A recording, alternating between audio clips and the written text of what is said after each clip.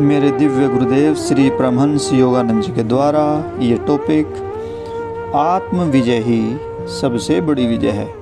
परमहंस योगानंद जी समझाते हैं, अपना आत्म विश्लेषण करना सीखें, सेल्फ एनालिसिस करें।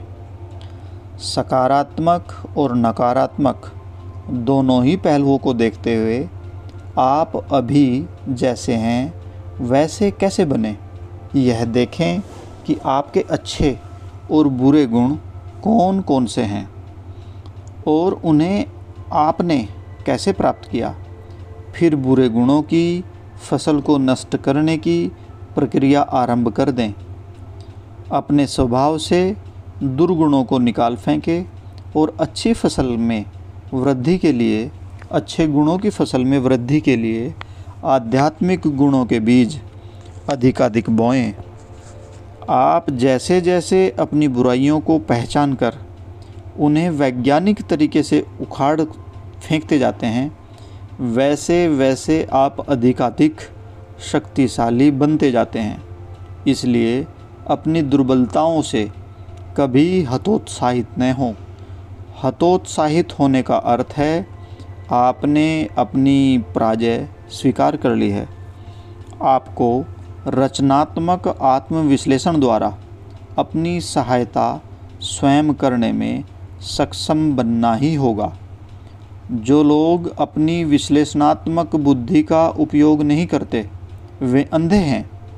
उनमें आत्मा का सहजतम ज्ञान अज्ञान से ढक गया है, इसलिए लोग दुख में पड़े रहते हैं।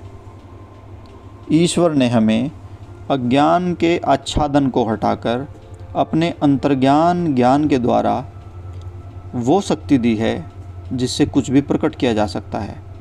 ठीक वैसे ही जैसे उन्होंने अपनी पलकें खोलकर प्रकाश को देखने की शक्ति दी है।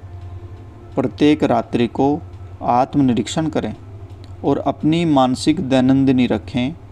दिन भर में यदा कदा 1 मिनट के लिए स्थिर होकर क्या कर रहे हैं, क्या सोच रहे हैं, इसका विश्लेषण करें। जो अपना आत्मविश्लेषण नहीं करते वे कभी नहीं बदलते। वे न बढ़ते हैं न घटते हैं, बस जहाँ हैं वहीं अटक कर रह जाते हैं। यह अस्तित्व की अत्यंत संकटपूर्ण अवस्था है। जब आप परिस्थितियों को अपने विवेक पर प्रभावी होने देते हैं तब आपकी सारी प्रगति, सारी प्रोग्रेस रुक जाती है।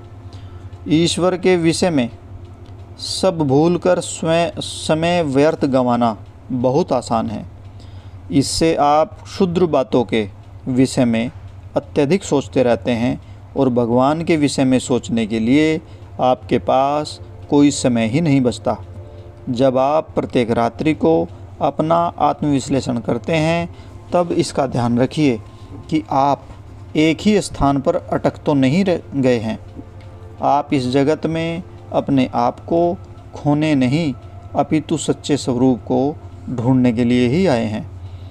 ईश्वर ने आपको अपने जीवन पर विजय प्राप्त करने के लिए अपना एक सैनिक बनाकर यहाँ भेजा है। आप उनकी ही संतान हैं और सबसे बड़ा पाप है अपने सर्वोच्च कर्तव्य को भूल जाना, उसके निर्वहन में टालमटोल करना।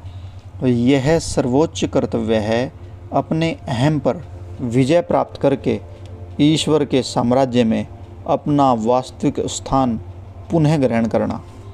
जितनी अधिक आपकी समस्याएं हों उतना ही अधिक अवसर प्रभु को यह दिलाने के लिए आपको प्राप्त है कि आप भी एक आध्यात्मिक चंगेज खान हैं, एक आत्म विजेता। हम में कई दोष हैं जिन पर हमें विजय प्राप्त करनी है। जो स्वयं को जीत लेता है वही सच्चा विजेता है। आपको भी वह करने का प्रयास करना चाहिए जो मैं कर रहा हूँ। नित्य अपने अंतर में, अपने अंदर अपने आप को जीतते रहना, और इस आंतरिक विजय के कारण ही मैं सारे विश्व को अपने नियंत्रण में पाता हूँ। महाभूत जो इतने रहस्यमय लगते हैं, शास्त्र जो इतने परस्पर विरोधी प्रतीत होते हैं, सब कुछ ईश्वर के महान प्रकाश में स्पष्ट हो जाता है।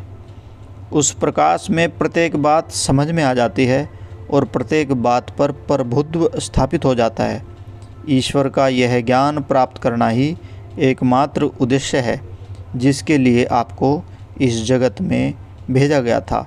और इस लक्ष्य के स्थान पर यदि किसी दूसरे लक्ष्य पर आपने अपने जीवन को केंद्रित कर दिया तो आप स्वयं को अपने को दंडित करेंगे। अपनी आत्मा को ढूंढें, ईश्वर को ढूंढें और जीवन आप पर जो भी उत्तरदायित्व डालता है उन्हें निभाने का अपनी क्षमतापूर्वक सर्वोत्तम प्रयास करें। विश्लेषण और उचित कर्म के द्वारा प्रत्येक बाधा को जीतना सीखें और आत्मजय प्राप्त कर लें। जब तक आपके मन में शंका रहेगी कि जीवन के साथ इस युद्ध को आप जीत सकेंगे या नहीं, तब तक आप पराजित होते ही जाएंगे।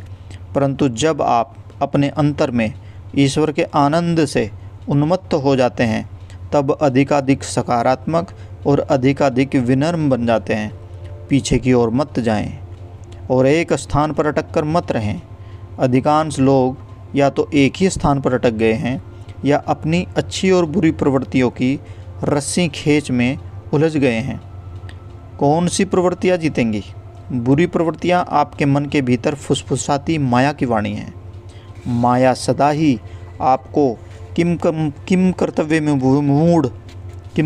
मूढ़ न सोचने समझने की जो स्थिति है उसको प्रदान करती है। किसी दुर्बलता का होना कोई पाप नहीं है, परंतु जैसे ही आप उस दुर्बलता को हटाने का प्रयास छोड़ देते हैं आप पराजित हो जाते हैं। जब तक आप प्रयास करते रहें, तब गिरें तो कोई फिर उठकर चलते रहें, तब तक आपको जीतने की आशा है। जय अपने आप में आनंद प्रदान नहीं करता, परंतु उसे प्राप्त करने में जो शक्ति और संतोष आपको मिला उससे आनंद की अनुभूति होती है। संतों के जीवन का अध्ययन करें। जो करना सरल है वह भगवान का तरीका नहीं है, जो करना कठिन है वही भगवान का तरीका है। बहुत सारी संतों ने उनकी समस्याएं इतनी कठिन थी कि आप कल्पना भी नहीं कर सकते, परंतु उन्होंने प्रयास नहीं छोड़ा। मन की शक्ति का प्रयोग कर एक एक करके उन्होंने सब बाधाओं को हटा दिया और सृष्टि के स्वामी के साथ वे एक हो गए। आप में भी वैसा ही दृढ़ निश्चय क्यों नहीं है?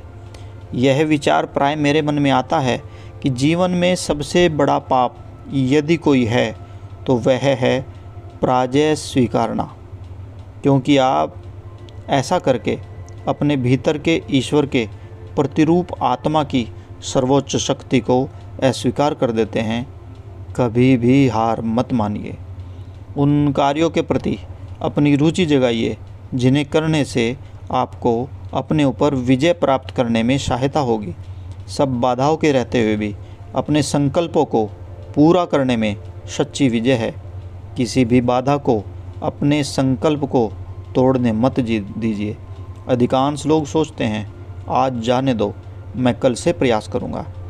आपने अपने आप को इस तरह से बहुत बार मूर्ख बनाया है।